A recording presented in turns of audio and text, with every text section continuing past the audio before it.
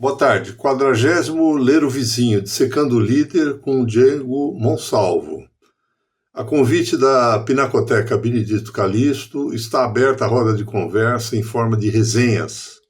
Desde o mezanino da Realejo, nessa última sexta-feira de julho, antes do choro de bolso, ali estivemos, presencialmente, ombro a ombro, e no canal do Ler o Vizinho, Acervos de Escritores Santistas, tão logo seja publicado, através dos dizeres gravados pelo videomaker Carlos Oliveira.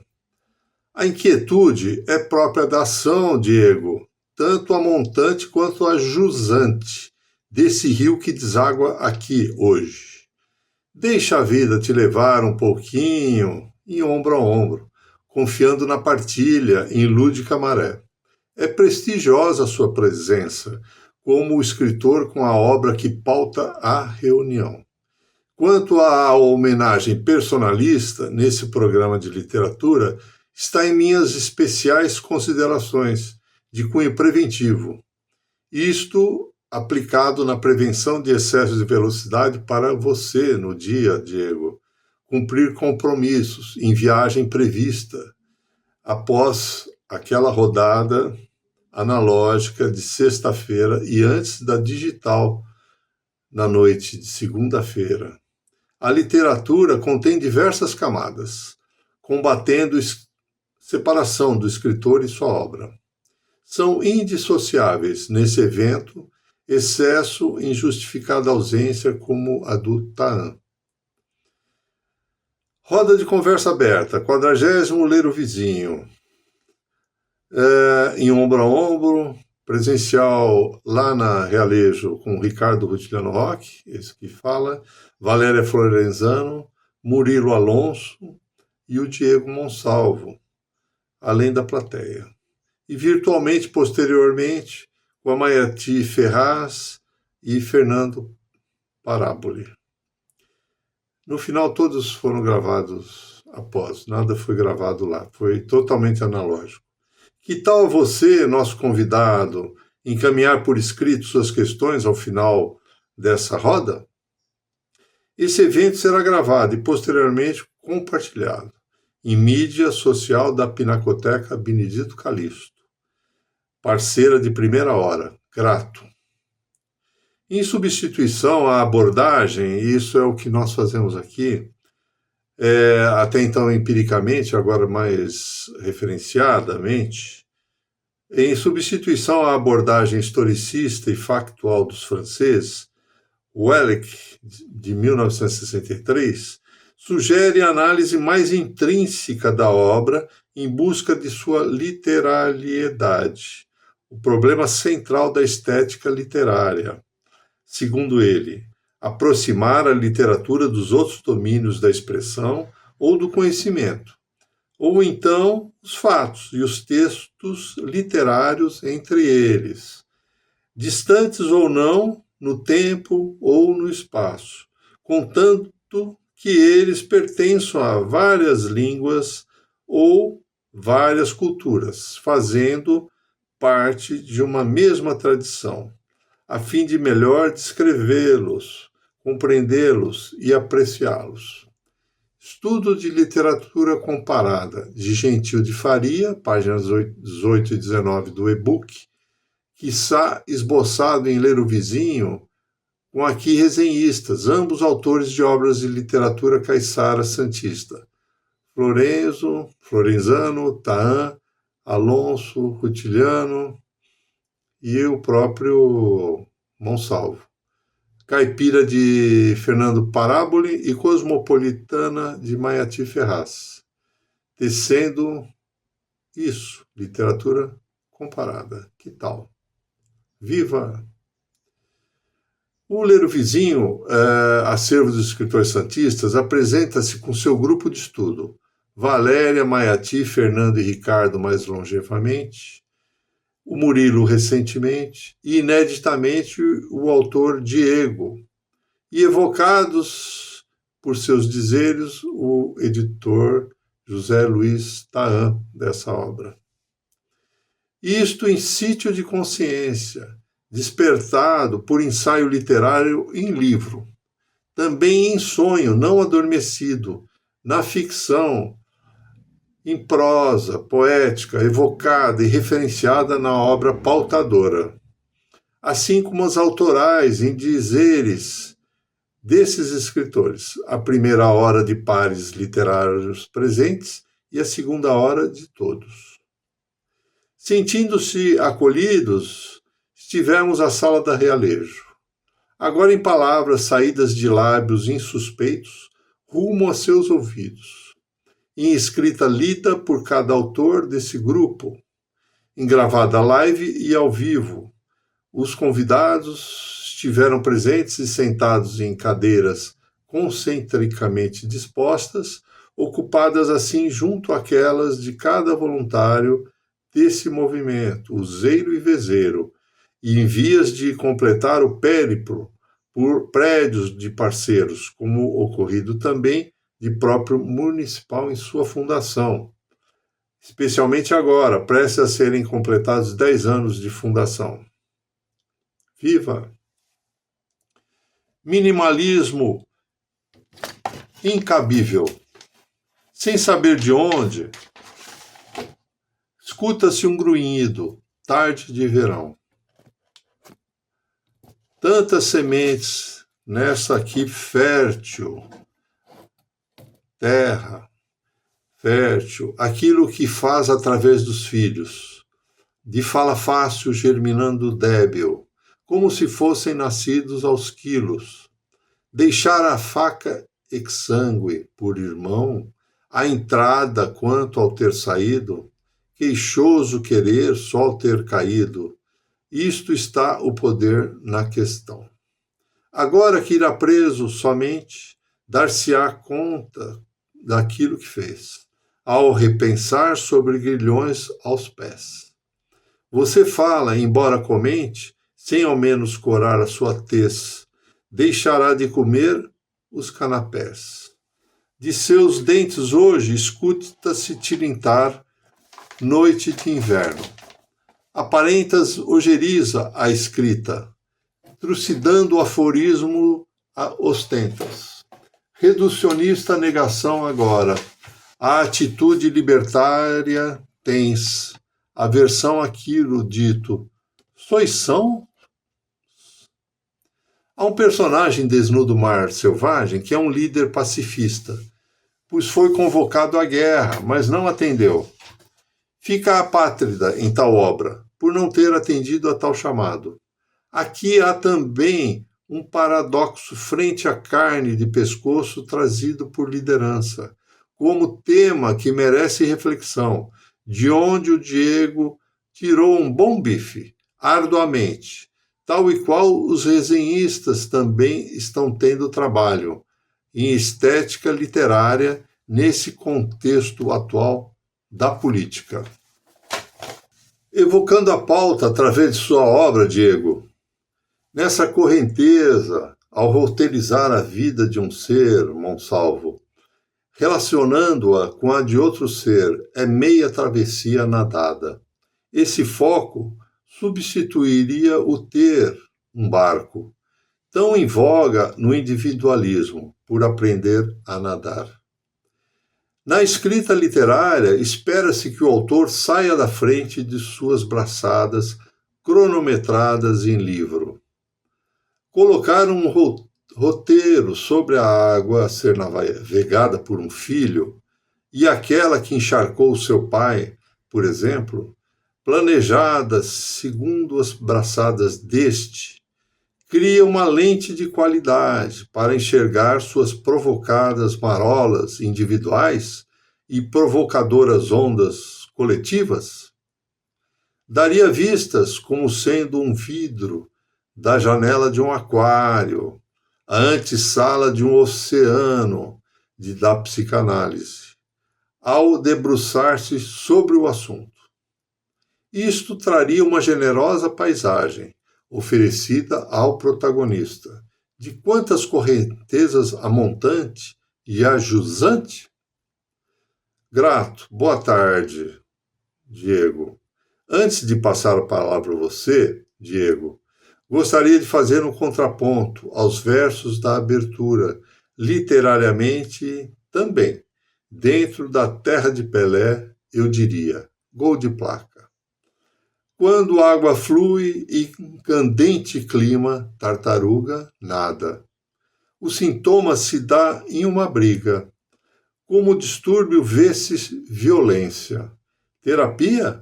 Futebol sem intriga. Com assertiva razão em vivência. A crônica do escritor com a ginga, onde se come sintoma, a letra. E distúrbio de arte sem mutreta, mas sem cair à rua com a pinga. Em lúdica busca útil destrava, bastando teclar, batendo bolão, vendendo um livro e comprando ticket. A terapia é a minha palavra, extravasada cada frustração, com aquele que também a pratique. Na bola que rola, gomo sim, outro não, com mancha, rastro de taturana. Quer fazer uso da palavra, Diego? Obrigado.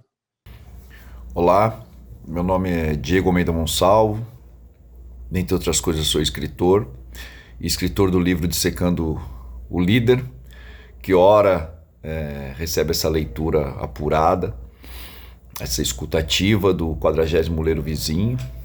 E aqui já aproveito para agradecer o convite do Ricardo Rutiliano para fazer parte dessa edição e com essa minha obra de 2009. É uma satisfação muito grande, foi uma obra que eu escrevi com a ideia de falar sobre a liderança numa perspectiva prática, né? Do dia a dia, envolvida com elementos de sociologia e filosofia, não com elementos que remetam àquilo que é uma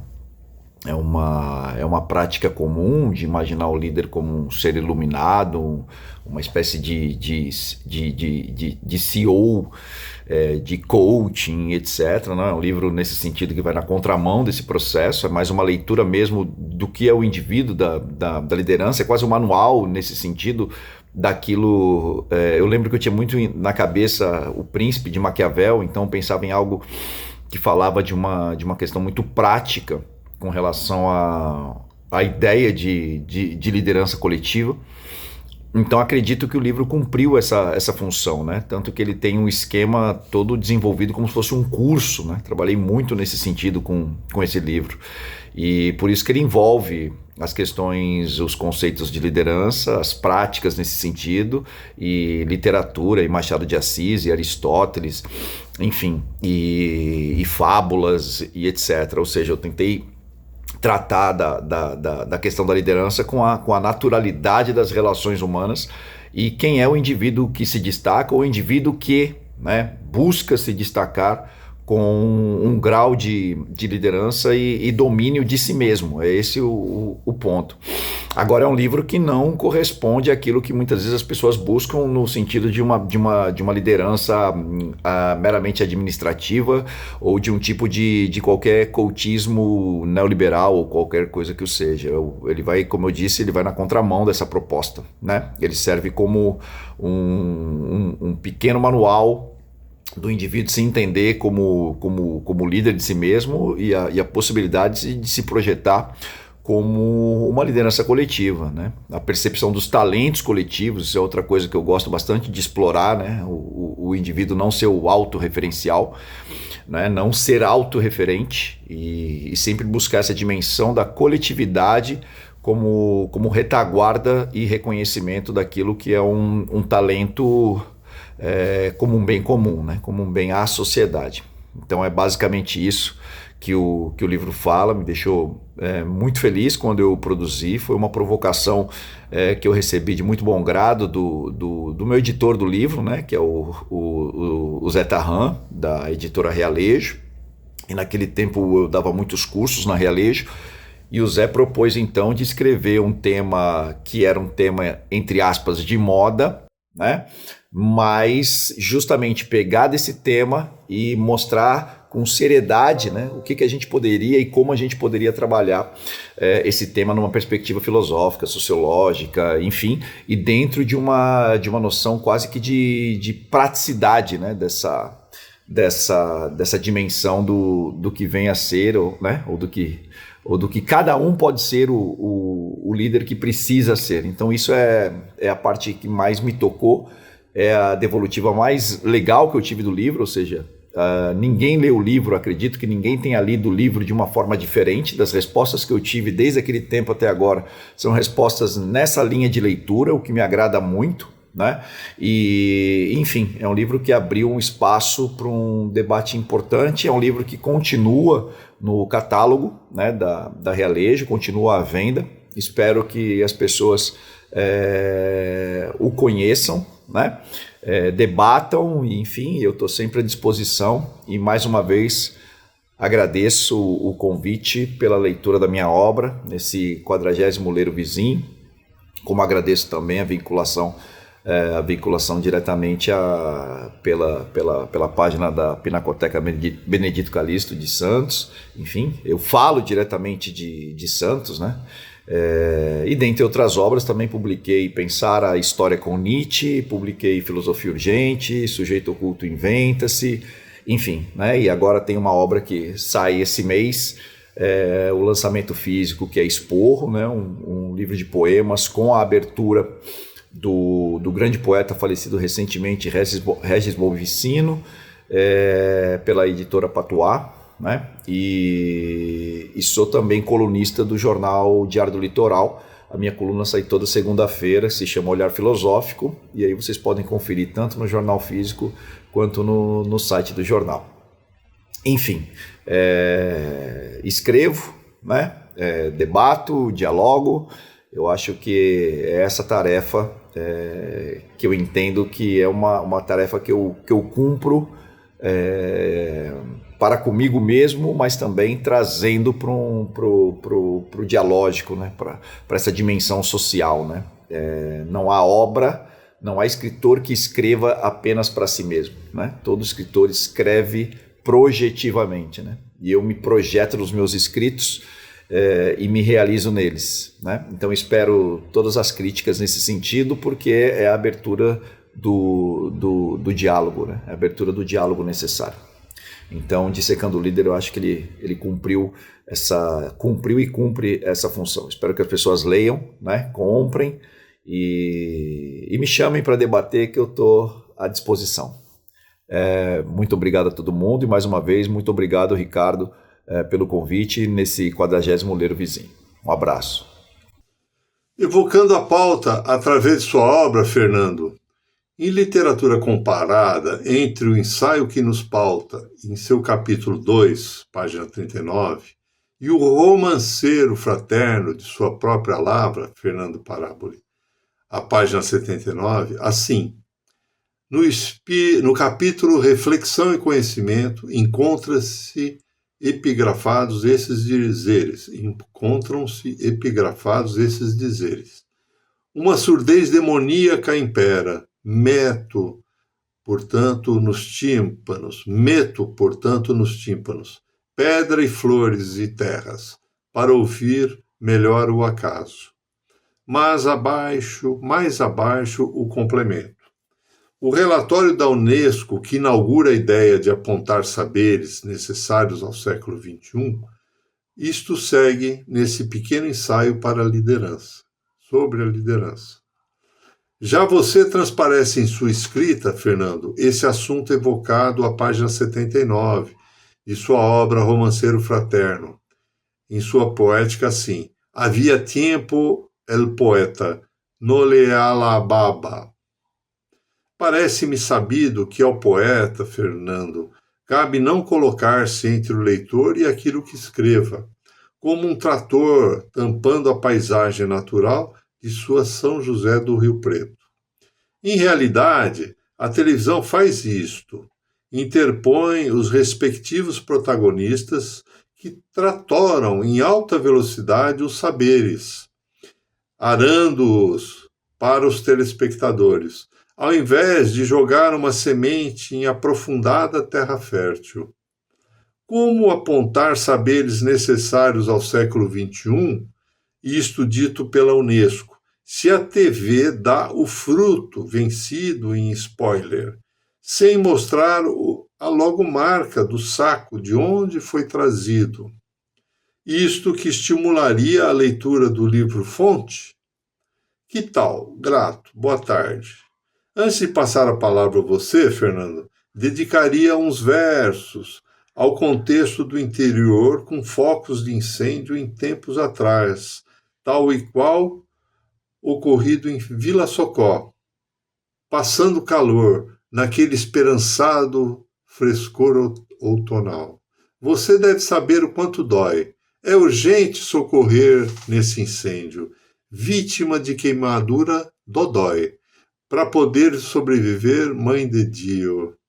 Lequitina da nossa jaca é viável, desde que se constitua a pomada, para cicatrizar a pele queimada, mas a tal Anvisa está miserável. Deixar ao relento qualquer chorão? Pois para ele não haverá o cuspe, depois de sair com vida do prédio. Há esperança por autorização para a fabricação patente da USP, assim se distribua esse remédio. Prestes a comemorar, não seria comemorar a palavra certa, os 40 anos do que aconteceu na Vila Socó. Agora eu pergunto, Fernando, você quer fazer uso da palavra após esse registro dedicado aos 40 anos da catástrofe à vida na Vila Socó? Obrigado, Ricardo, pelas palavras, pela leitura carinhosa dos poemas que você trouxe hoje aqui para essa roda de conversa.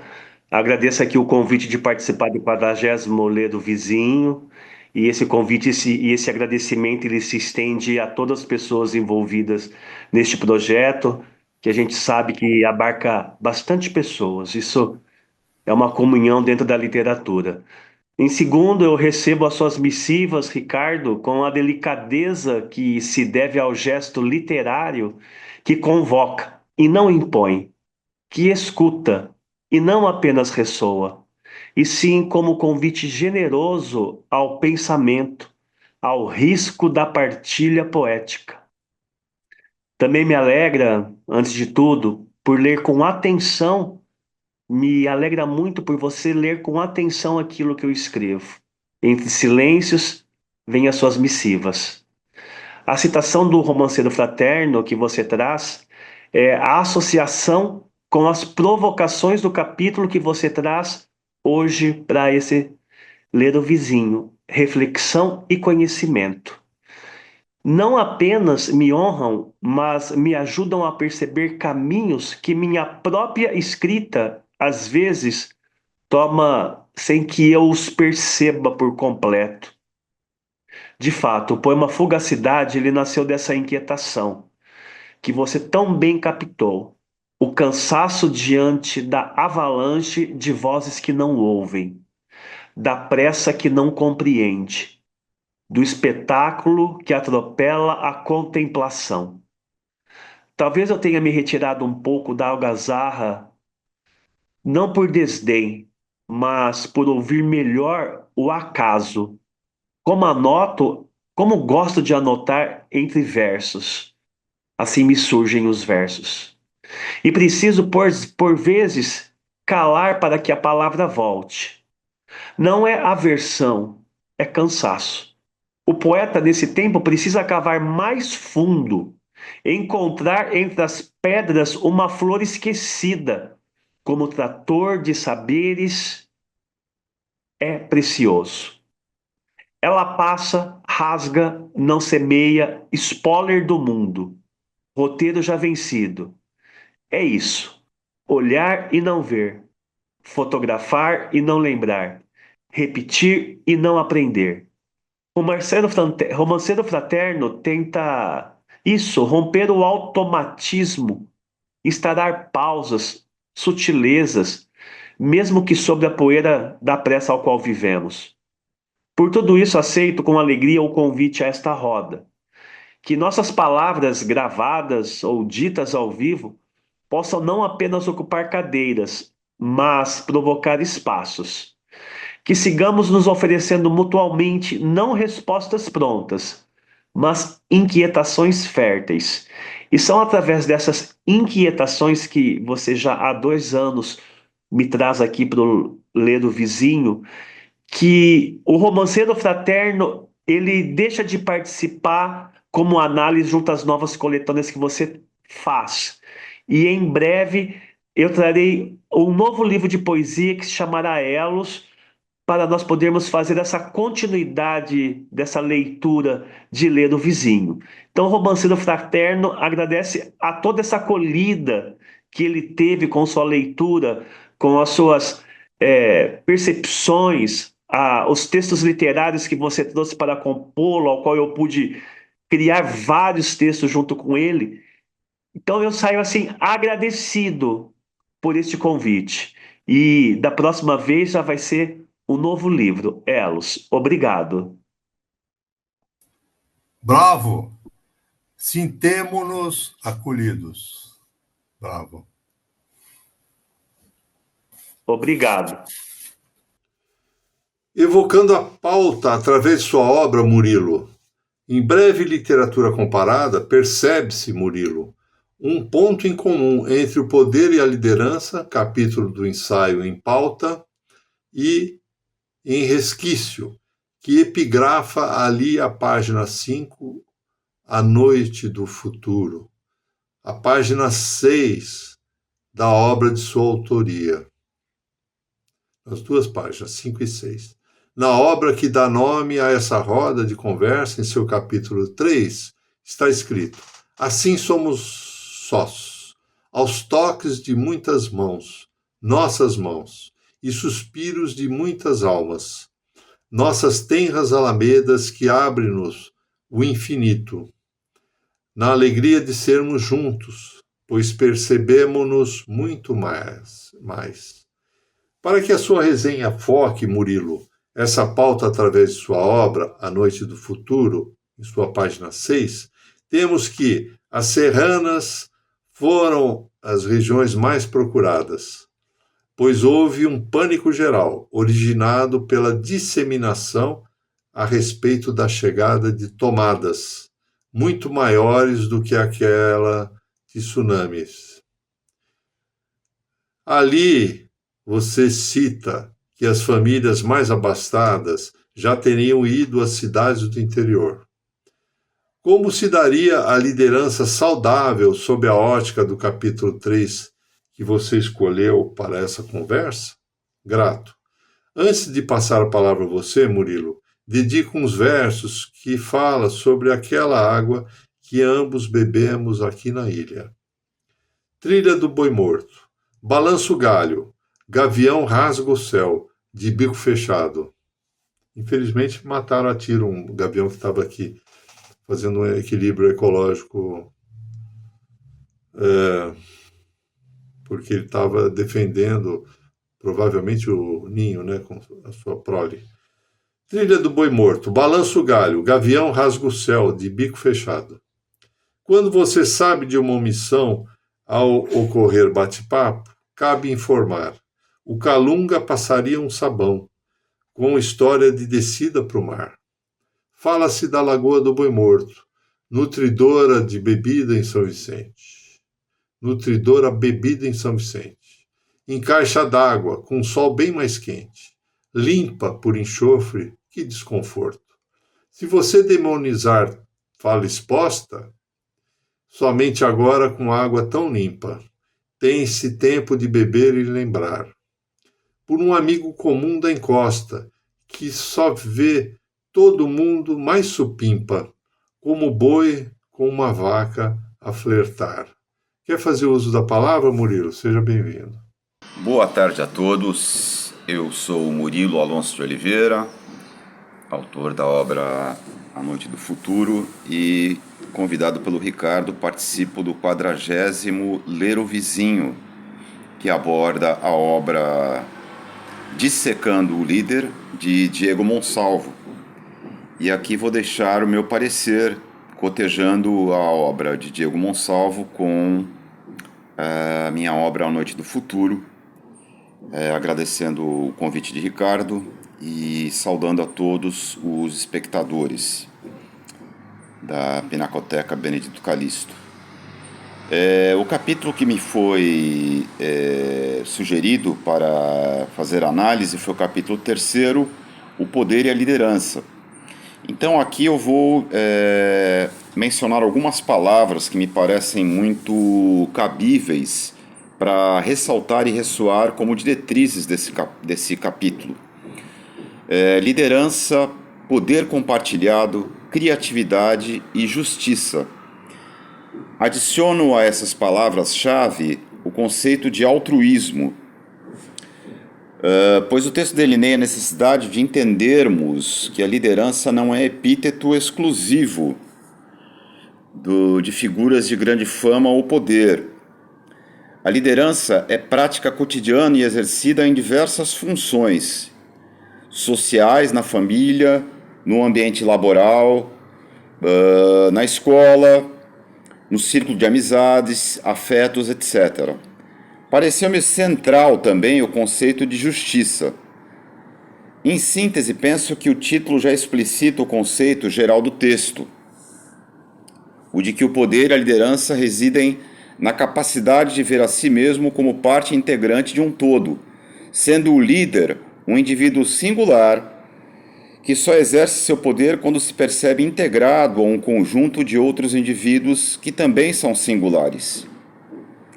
Cotejando o texto de Diego Monsalvo, Dissecando o Líder, a ficção A Noite do Futuro, percebi que no contexto da crise climática e seus efeitos devastadores, narrados na obra A Noite do Futuro, lideranças ocasionais apareceram diante da ausência de proteção do Estado e da falta de compromisso social e da classe mais abastada.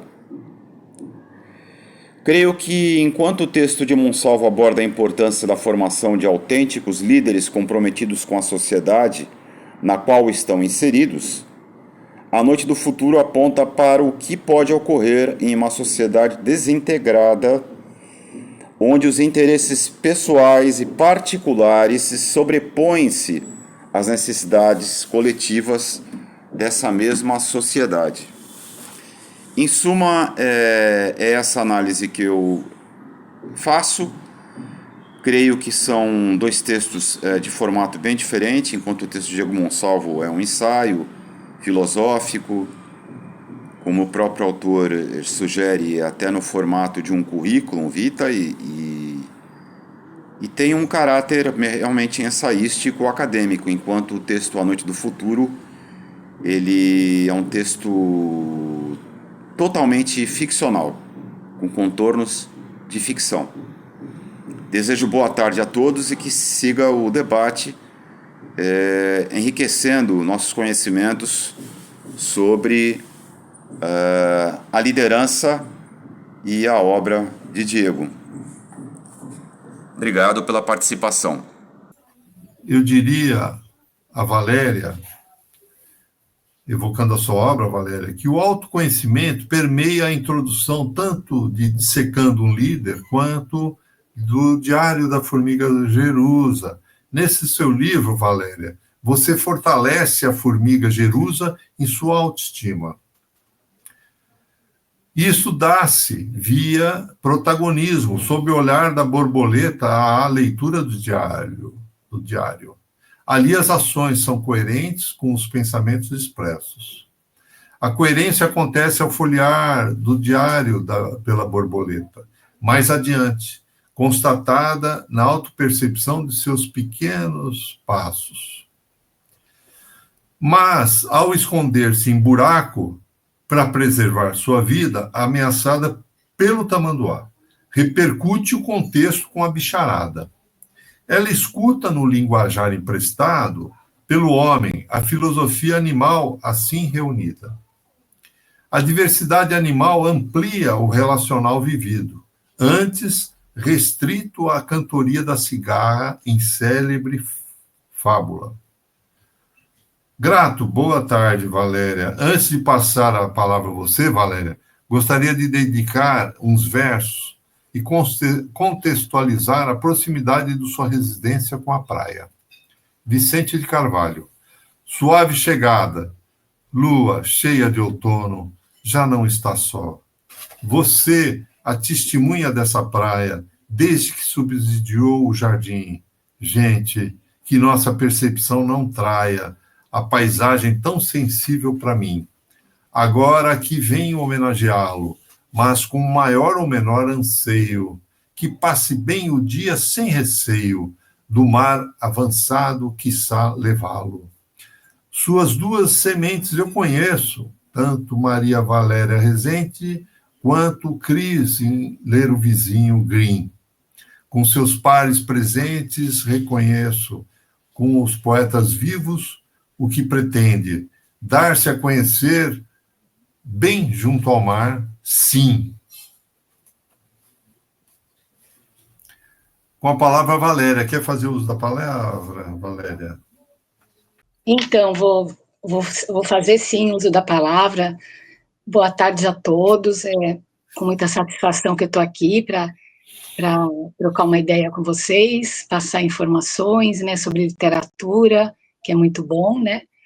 Então, e agradeço ao Ricardo aí nesse texto aí sobre o meu livro, né, o diário, que ele ligou com o Dissecando o Líder, e é interessante, né, porque a formiga do meu livro, né, em que os animais são humanizados, ela traça um caminho na história toda, né, e no final ela consegue se tornar uma líder, né, eu passo isso no texto, né, então realmente tem algumas coisas a ver com esse livro que é sobre o líder, né, e os animais, eles falavam várias línguas, né, quer dizer, falavam a língua entre eles, né, os da mesma espécie. Agora, quando, por exemplo, a formiga ia conversar com uma borboleta, aí elas, como uma não entendia a língua da outra, falavam português. Então, o português era tipo uma língua universal, né, que unia todos. Mas vamos agora falar mais especificadamente sobre esse livro, né, do Diego Almeida Monsalvo. Eu vou falar sobre a introdução desse livro, né, que tem o título de Líder, Carismático e Autônomo. Esse livro, ele trata sobre liderança, então é importante que saibamos como deve ser um líder. Antes de termos essa informação, temos que ter em mente que uma coisa são os pensamentos que temos sobre um líder, e outra coisa é como um líder é de fato. Alguns pensamentos, os que condizem com a realidade, podem até expressar a realidade, mas é importante encará-la, ou seja, descobrir como um ou mais líderes são de fato. Podemos, por exemplo, conhecer um ou mais líderes, observá-los como eles são e compararmos com o conceito que temos em mente. Assim, teremos uma boa definição de líder. Né? Nada como a gente ter contato com o líder e depois a gente internalizar isso e até conseguimos chegar a uma definição de líder, né? Bom, a maioria das pessoas pensa que a liderança é um dom, ou seja, algo que nasce com a pessoa. Já se sabe que todo líder tem carisma, o qual nasce com a pessoa. Porém, de acordo com o estudo da palavra grega carisma, todas as pessoas nascem com esse dom. Então, por que só alguns se tornam líderes? A resposta podemos deduzir. São líderes os que conseguem desenvolver esse dom na interação com a sociedade. Então, né, vemos aqui que todas as pessoas, assim que queiram, elas podem ser líderes, sim, né? Como o líder é carismático, consegue reter a atenção de alguém agradavelmente. É importante que percebamos que, para exercer seu carisma, o líder precisa ter autonomia.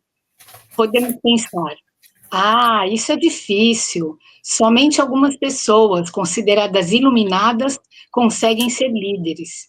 Não é bem assim. Todos nós podemos desenvolver essas características e precisamos querer isso.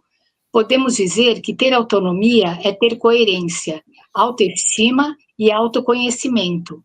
Ter coerência é pensar com produtividade, é pensar como se age e agir como se pensa, com objetividade e de acordo com a realidade.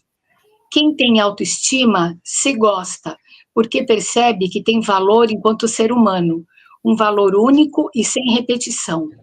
Também percebe que é agradável às pessoas, pois transbordam as vontades de viver e de amar.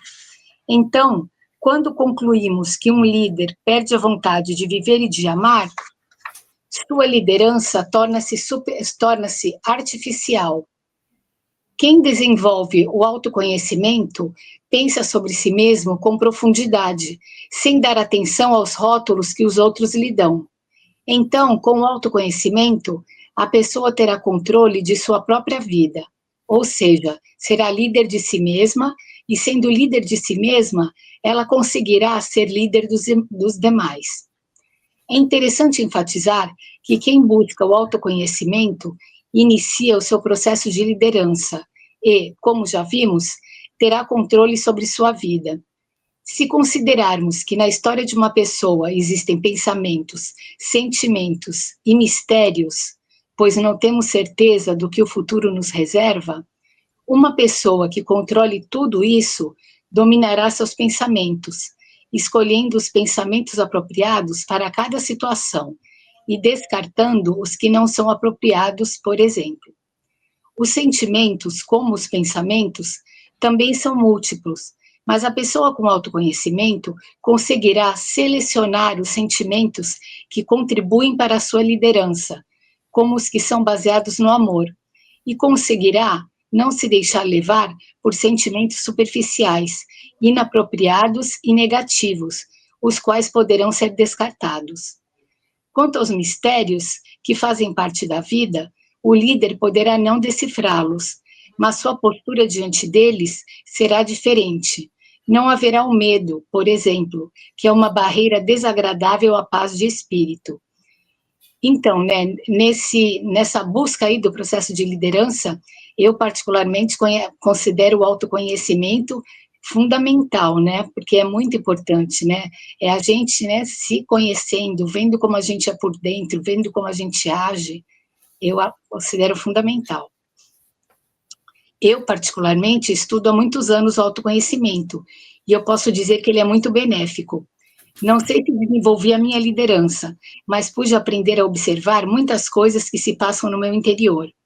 Um lado bom disso é ter contato com a verdade, pois enxergo coisas que existem dentro de mim. Um lado ruim é não conseguir mais me relacionar com as outras pessoas como eu me relacionava antes, pois se o autoconhecimento me traz uma nova visão de mim mesma, também me traz uma nova visão dos demais. Eu sou uma escritora, então parte da quantidade que tenho de autoconhecimento reflete-se nos meus livros.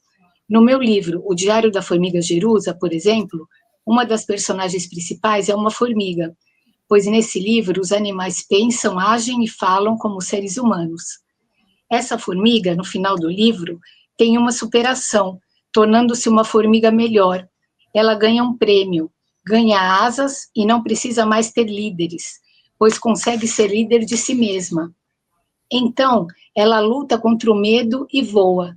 No início do livro, eu mostro uma maneira de lutar contra os sentimentos indesejáveis em nosso interior. Lá é dito: imagine que existe uma cobra boazinha. Ela quer se alimentar das características internas que você não gosta em você. Observe-a alimentando-se. Serve bem para criança também esse tipo de visão, né? Eu quis com isso mostrar que é possível o autoconhecimento em todos. Já deve ter dado para perceber que, em um líder, o que considero mais importante é o autoconhecimento, mas não descarto a coerência e a autoestima, que também são importantes. Bom, eram essas as minhas palavras. Achei bastante interessante ter feito essa análise, é bem legal. Tudo que faz a gente refletir vale a pena, né? E qualquer coisa, o meu e-mail é valeriaflorenzano14,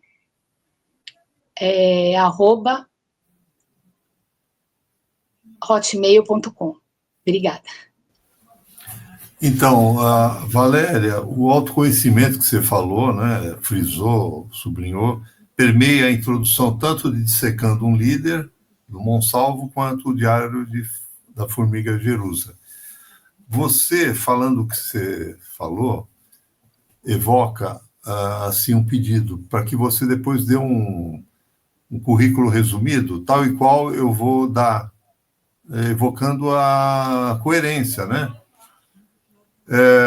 Então, eu sou criador do Ler o Vizinho, Acervo dos Escritores Santistas, romancista, Desnudo do Mar Selvagem, Faculte 2019, editora Escortece 2020, 26ª Bienal Internacional do Livro de São Paulo 2022, curador do Ler o Vizinho, o último foi na Casa das Culturas de Santos, mas na Pinacoteca Benedito Calixto, desde 7 de março de 2021.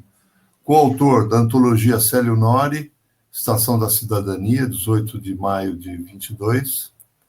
Fundador do Acervo dos Escritores Santistas, Biblioteca Mário Faria, em 15 de 3 de 2016, por isso vai fazer 10 anos o ano que vem. Letrista da Opereta Caiçara, Faculte 2022, no Teatro Guarani, em 5 de 2 de 23. Então, como é saudável ter o autoconhecimento, eu demonstro dando o exemplo de que eu me conheço. Apesar que fica parecendo ego, mas você me evocou essa necessidade de mostrar que eu me autoconheço. Depois, se você puder dar o seu currículo breve, se não for agora, depois. Então, eu chamarei a Maiati. Maiati está de microfone fechado. Eu também vou procurar fechar o meu depois. Eu fechei porque Maiati. o Pipoca chegou aqui miando, e ele está aqui do meu lado. O gato, você trouxe. Então, Maiati. Não, esse é do meu irmão. Os meus ficaram todos lá. Esse é do meu irmão. Tá certo. A sua é gata, né? Tá certo. A poesia autoral sua, reflexo em seu livro Tempos, Maiati, conversa com Dissecando o Líder, do Diego Monsalvo, ao enaltecer o presente. Você trazendo o passado numa perspectiva de espectador, permeia o futuro que se apresenta na forma de susto, quiçá por esbarrões acontecidos entre aqueles encurtadas distâncias presumidas na grande megalópole da Grande São Paulo, quiçá gerando o medo por aquilo injustificadamente ausente, ou seja, uma passagem de maior contemplação natural, seria uma questão. Diego Monsalvo também vive o cotidiano com as flores, a janta, o amor. Apenas pincela o passivo na deixada saudade, para que o vento leve a alma e o corpo seja enterrado. Não seria uma saudade de si mesmo, de sua performance assustada, que dá coerência testemunhal à razão do medo, Maiati? Ele reforça isso mais ainda, presentificando o ensejado futuro do leitor, para que seja forte, para que forge também consciência e ação, através da disciplina com comprometimento, treino, hábito e ânimo. Também ao representar, como oriundo de alma interior, a visão projetada pela alma exterior. Isto, ao transcrever ali o conto O Espelho, de Machado de Assis, como crítica, assim, era a alma exterior que se reduzia, estava agora limitada a alguns espíritos boçais. Fecha aspas. Machado de Assis.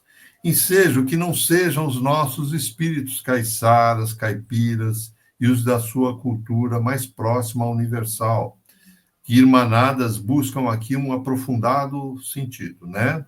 Que tal? Boa tarde. Antes de passar a palavra a você, Maiati, dedico uns versos à sua combalida gatinha, que envolve o prato predileto dela, um passarinho e aquilo que gosta de escalar, a árvore. a árvore mais sozinha do mundo. Sem voo alçado, em meio ao fumacê, pardal de inverno. A árvore mais sozinha do mundo, com seus dias contados em raízes, presas à terra desde lá do fundo, onde dores apresentam matizes. Sua sombra também traz alegria, uma garotada em seu balancê, se mangueira regala, pode crer, assim a embala com energia.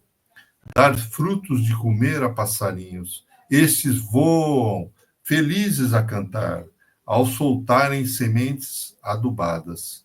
Traçados no chão diversos caminhos, trazem o garoto que, ao contar, torna as histórias eternizadas. Maiti, você gostaria de fazer uso da palavra? Eu vou fechar meu microfone para você abrir o seu.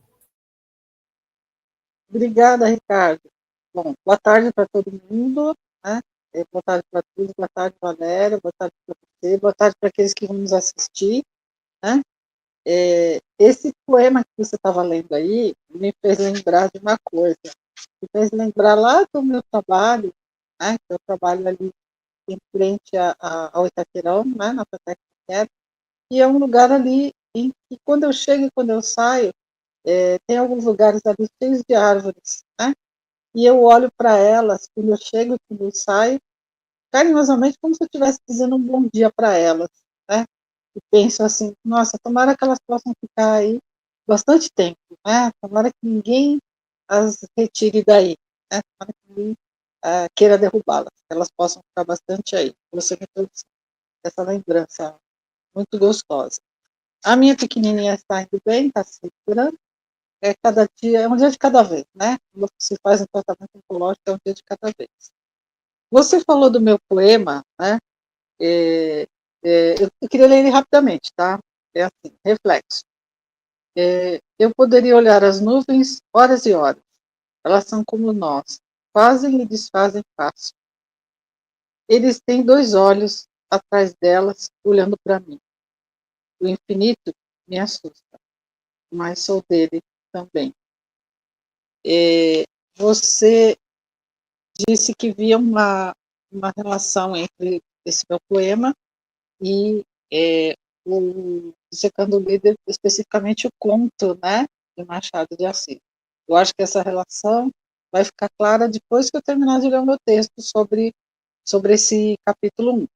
Aí vai dar para mostrar o que seria essa ligação, tá? Então eu vou lendo ele aqui. A alma ainda secando o livro. A epígrafe, desculpem gente, mas eu estou tentando olhar para frente. Tá? A epígrafe no primeiro capítulo de Secando o Líder, de Diego Almeida Salvo, não engana nem confunde o leitor. Mas levo minha alma para que o vento a leve. Uma citação da epígrafe. Monsalvo começa abordando questões práticas que envolvem o talento e como ele pode ser desenvolvido. Disciplina, comprometimento, treino, hábito. Lembro de uma ocasião, nos meus dias de mestrado, em que mostrei a um amigo alguns de meus poemas, e ele me disse que também gostava muito de escrever, mas que lhe faltava disciplina. A palavra soou estranha aos meus ouvidos. Disciplina? Para mim, disciplina era necessária para atletas. Jamais havia considerado que ela pudesse estar associada a qualquer atividade artística. Comecei a escrever com vontade, por necessidade de colocar pensamentos no papel, de registrar meus sentimentos de algum modo. Nem sequer pensava no fato de que tudo o que escrevemos sobrevive a nós quando partimos. Só com o tempo pude entender melhor essas questões. Hoje entendo porque qualquer dom precisa desses elementos para se desenvolver. O autor aborda ainda um elemento de grande complexidade, a alma. Partindo da etimologia da palavra, lembra-nos que alma é ânimo. Dois pensamentos seus me intrigam. Um deles é: precisamos da alma para viver, e viver já é um bem. O outro é uma pergunta: mas que é a verdadeira alma? Ao trazer o conto O Espelho de Machado de Assis, Gonçalves nos lembra o quanto essa essência de nosso ser está em tudo que fazemos. Um dos personagens do conto, numa roda de conversa, começa a dissertar sobre a alma e sua natureza. Ele a define como dupla. Fala da existência de duas almas, uma interior e outra exterior. Uma que olha de dentro para fora e outra que olha de fora para dentro. O personagem, ao contar um episódio de sua vida, tem a alma, ou seria o ânimo, reavivada por um espelho, que lhe resgata a força da alma exterior. Mesmo estando em situação muitíssimo difícil, nem a solidão, nem o perigo lhe importavam tanto quanto a alma exterior. Precisava se ver como sua alma exterior mostrara até então, como o senhor Alferes, como uniforme e tudo. Machado de Assis nos mostra que, mesmo totalmente só, o ser humano que nasceu e cresceu em sociedade sempre vai precisar de uma sociedade e do que representa nela, mesmo que seja diante do espelho. E se Gonçalves me permite, vou falar brevemente sobre a minha concepção de alma. Coincidentemente, ou não, o título de um dos meus trabalhos poéticos, não publicado ainda, é Alma. Na minha epígrafe desse trabalho, digo: minha vida é de uma alma, todo o resto um dia será assim. Concordo com Machado e Monsalvo. A alma é o que nunca perderemos. Então, eu acho que a relação entre meu poema Reflexo e o conto do Machado e a obra de Pedro Gonçalves seria essa questão da infinitude, daquilo que vai nos acompanhar sempre. Para mim, a nossa alma é eterna, seja ela como for. Nós aqui não podemos precisar exatamente como é ela, mas seja ela como for, ela é aquilo que nós sempre teremos. E sobre o que a Valéria falou, sobre o autoconhecimento, é uma busca constante. Eu acho que nós, desde o homem mais pré-histórico, o animal que levantou e percebeu que estava vivo, a gente tem essa busca constante. Saber quem nós somos, o que vamos ser. Então, eu acho que é uma motivação nossa. Eu acho muito importante. E a gente não pode ter a pretensão de dizer que se conhece completamente, mas que se conhece bem. Eu penso assim. Né? Então, eu acho que eu não conheço bem, mas completamente. Eu acho que é uma busca eterna. Obrigada, Valéria, por trazer esse tema. Vocês sabem que a Maiatim, então, está no porvir. A alma, a poesia dela, ainda inédita, né? E no presente está nessa literatura comparada. Vocês sabem que vocês, diante de mim, se assemelham a essas arbustos frutíferos que estão sendo colocados na rua. Vieram à minha porta e ofereceram isso aqui da rua, né?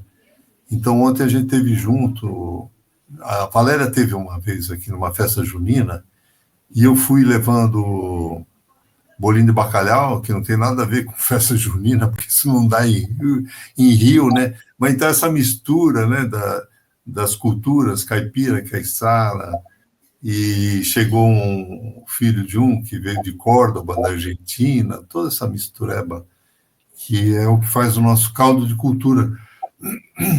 Então, eu convidaria a Maiatim também, se não for agora, mais tarde, a dar o seu testemunho, contribuindo para essa mistura, né? Formação, cada um na sua área, militando na literatura, para fazer voz também ao que a Valéria falou no início, né? Então é isso. Se não for agora, pode ser depois.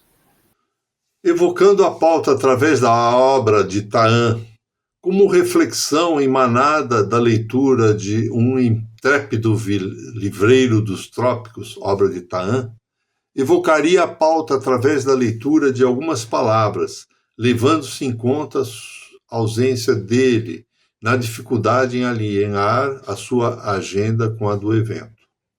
O Ler o Vizinho registra a gratidão pela liberação do espaço. o mezanino.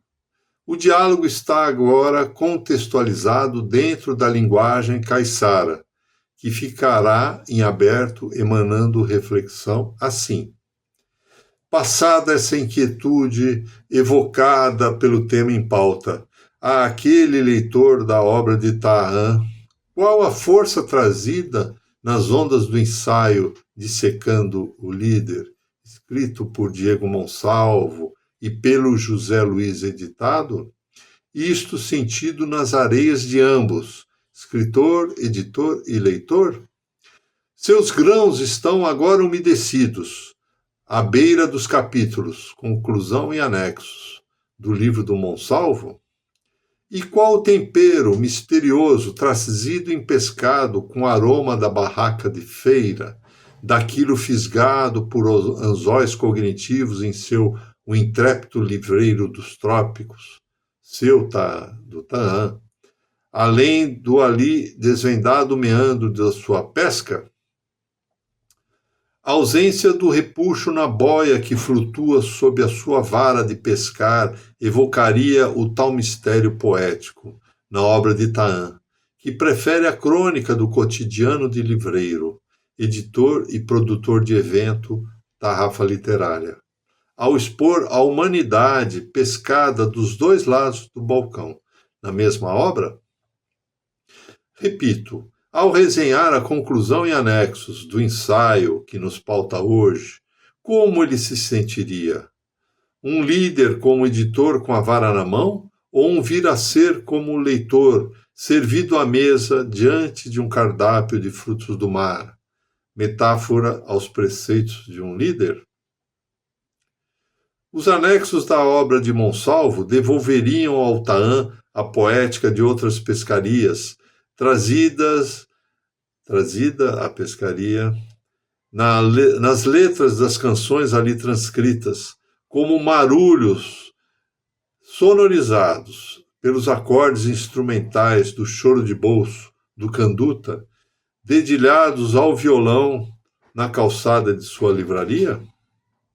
Estamos acolhidos dentro do ler o vizinho, com a gratidão a Realejo e a seu editor.